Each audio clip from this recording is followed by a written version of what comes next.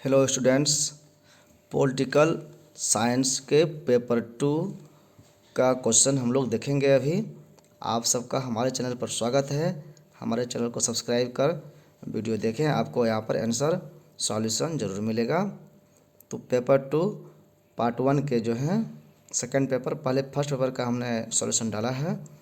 तो 2019-22 बैच के पार्ट 1 वाले के लिए यहाँ पर क्वेश्चन हम लोग देख रहे हैं। फर्स्ट क्वेश्चन ही देख लेते हैं। पहला क्वेश्चन है, distinguish between comparative politics and comparative government. तुलनात्मक राजनीति एवं तुलनात्मक शासन यानी सरकार के बीच अंतर बताएं। तो ये क्या है, दोनों के बीच में अंतर, उसको ही बताना है। तो हमने कई बुक वगैरह से अब देखा है और गूगल पर भी का भी सहारा लिया है। तो आपके सामने एक जो आंसर का आदर्श रूप है वो आप देखें। आप इसको हूबहू लिख सकते हैं, जहाँ जो जरूरी नहीं है वो हम बताते चलेंगे। जैसे कि यहाँ पर फर्स्ट जो स्लाइड है आप देख रहे हैं कि इसमें 3.2 लिखा है, तो ये नहीं लिखेंगे आप लिखेंगे आधुनिक परिप्रेक्ष्य में तुलनात्मक राजनीति अवधारणा यानी concept of comparative politics in context of modern. ये आप हेडिंग लिखेंगे, आंसर लिखेंगे। फिर जो इसमें लिखा है कि आधुनिक परिप्रेक्ष्य में तुलनात्मक राजनीति का संबंध राजनीतिक व्यवहार की संपूर्णता के अध्ययन से है। इसमें सरकारों व राजकीय संस्थाओं का तुलनात्मक अध्ययन तो स्वतः ही सम्मिलित रहता है, क्योंकि राजनीतिक संस्थाओं के इर्द गिर्द घूमता है, परंतु इसके अतिरिक्त तुलनात्मक राजनीति में उन प्रभावों एवं प्रक्रियाओं का भी अध्ययन किया जाता है जो इन राजनीतिक संस्थाओं को प्रभावित करती है। इस प्रकार आधुनिक परिप्रेक्ष्य में तुलनात्मक सरकार यानी शासन और तुलनात्मक राजनीति में अंतर किया जाता है।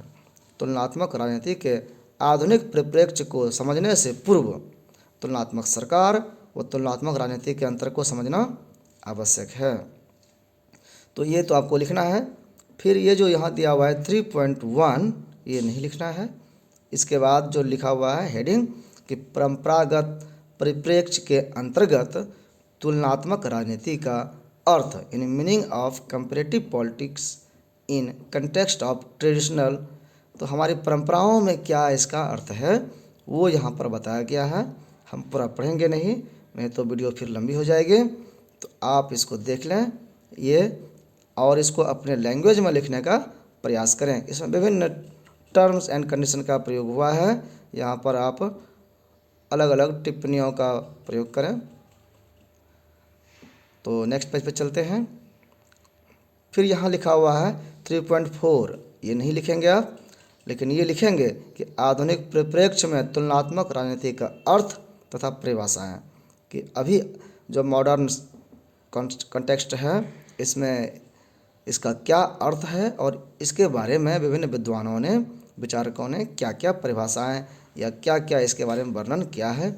जैसे कि यहाँ पर दिया हुआ है कुछ जी.के. रॉबर्ट्स के अनुसार क्या है, एडवर्ड ए. फ्रीमैन के अनुसार क्या है, रॉल्फ ब्रेवंती के अनुसार क्या है, एम. कर्टिस के अनुसार क्या है, हैरी एक्सटाइन के अनुसार क्या है, मैक्रिडिस तथा वार्ड के अनुसार क्या है। सारा यहाँ पर चीज़ दिया हुआ है, आप इसको लिखेंगे 1 बाय 1। और उसके बाद देखेंगे कि तुलनात्मक, वो एक बुक से हमने लिया है, आप उसके साथ उसके बाद ये लिख सकते हैं और लिखेंगे ही कि तुलनात्मक राजनीति विज्ञान की एक शाखा एवं विधि है जो तुलनात्मक अध्ययन पर आधारित है। ये भी एक परिभाषा हुआ।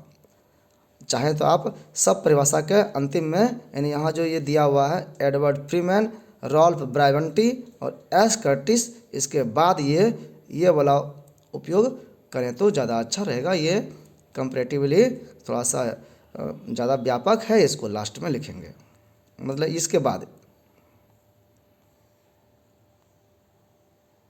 तो आप देखेंगे कि रॉल्फ ब्राइवंटी का यहाँ पर प्रयोग हो चुका है, फ्रीमैन का भी प्रयोग हो चुका है और एस कर्टिस का भी प्रयोग हो चुका है।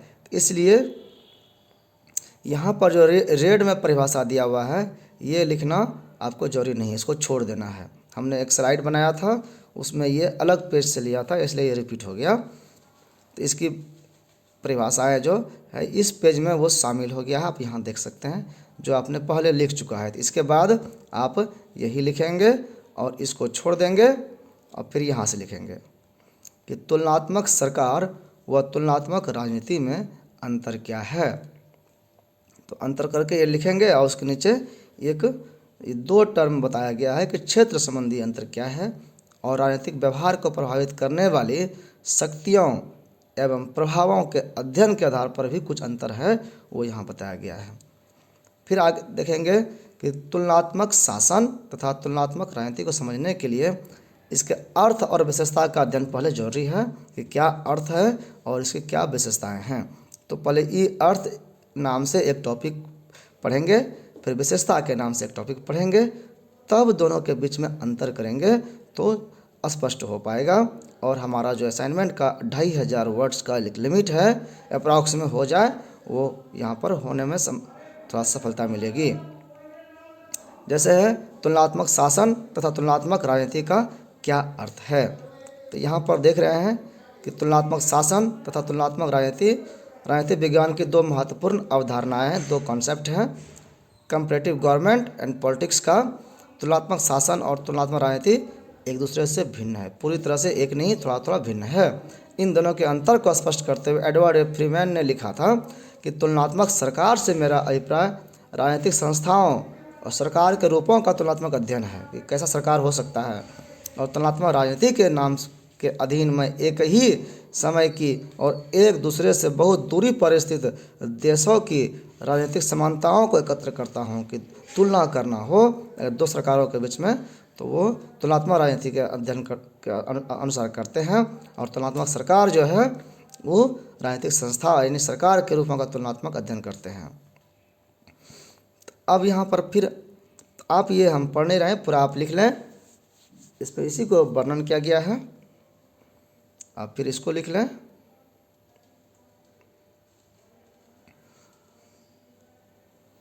इसके बाद आप फिर इसको लिख लें।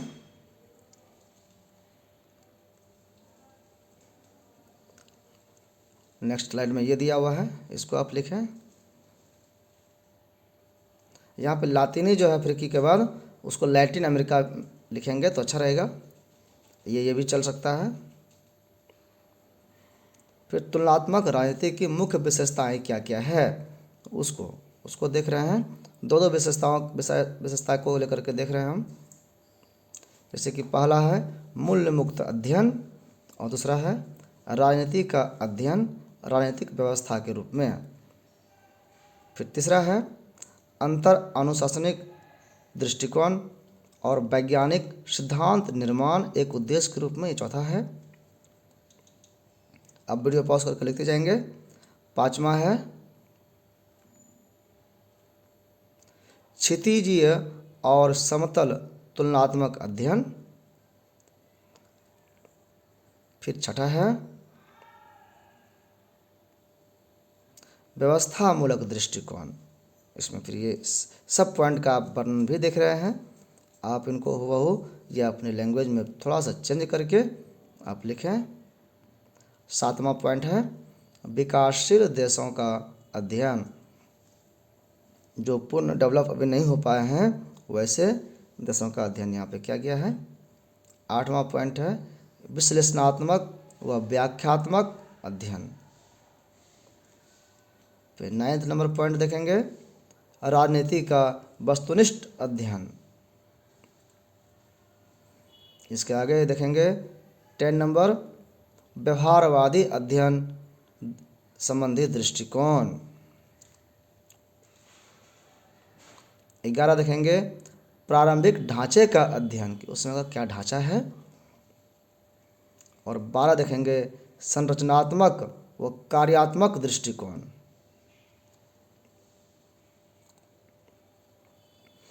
इस तरह से ये विशेषताएं हुई। ये जो है ये 12 विशेषताएं जो है किसकी थी, तुलनात्मक राजनीति की मुख्य विशेषताएं थी। इसी 12 को थोड़ा शॉर्ट में आप ये 4 पार्ट में लिख सकते थे, लेकिन चूंकि बड़ा करना था आप देख लें अधिक विस्तार पूर्ण क्षेत्र, तो विस्तार नहीं अब विस्तार होगा, वास्तविकता होगा, परिशुद्धता के लिए खोजन जो इसके वैज्ञानिक रूप के द्योतक हैं, व्यवहारवादी और अनुभवमूलक परिप्रेक्ष्य को अंगीकार किया जाना, तीसरा वर्णन और विवेचन के स्थान पर विश्लेषण को अपनाया जाना, और चौथा राजनीति का अन्य सामाजिक शास्त्रों से निकट संबंध है ये बताना। ये विशेषता है इसकी। तो तुलनात्मक राजनीति की विशेषता के साथ साथ तुलनात्मक सरकार की क्या विशेषताएं हैं वो यहाँ पर दिखाया गया है 4 विभिन्न पॉइंटों में, बिंदुओं में। आप यहाँ देखें, सरकार के लिए संविधान का अध्ययन पर जोर दिया गया है। फिर यहाँ पे देखें 5, 6, 7, 8 पॉइंट यहाँ पर भी है, उसमें 12 पॉइंट थे। असाइनमेंट आप एक ही पेज में लिखेंगे, मतलब फर्स्ट पेज में सिर्फ लिखेंगे और उसके बैक में नहीं लिखेंगे। हर पेज के फर्स्ट पेज मतलब राइट साइड में लिखेंगे, उसके बैक में नहीं लिखेंगे। अब जो दोनों में अंतर है, जो मेन क्वेश्चन है, वो आप यहाँ पर देख रहे हैं कि अंतर तुलनात्मक सरकार यानी शासन और तुलनात्मक राजनीति के बीच में क्या अंतर है। इन बिंदुओं का आपको लिखना बहुत ही आवश्यक है। यहाँ पर 2 हुआ। फिर इसमें जो है देखिए इस स्लाइड में 3rd और 4th नंबर बताया गया है अंतर। फिर इस स्लाइड में 5 और 6 नंबर बताया गया है बिंदु। 2 बिंदु यहाँ पर भी दिया हुआ है, हर स्लाइड में 2 बिंदु। लिखने में ज़रूर सुविधा हो रही होगी आपको। 7, 8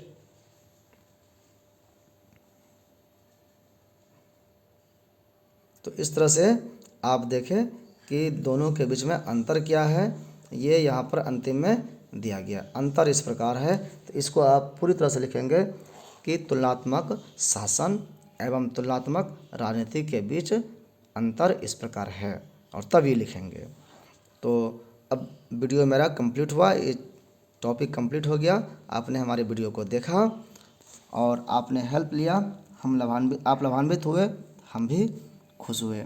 और आप हमारे वीडियो को देखें, लाइक किए, सब्सक्राइब किए हमारे चैनल को, इसके लिए आपका बहुत बहुत धन्यवाद।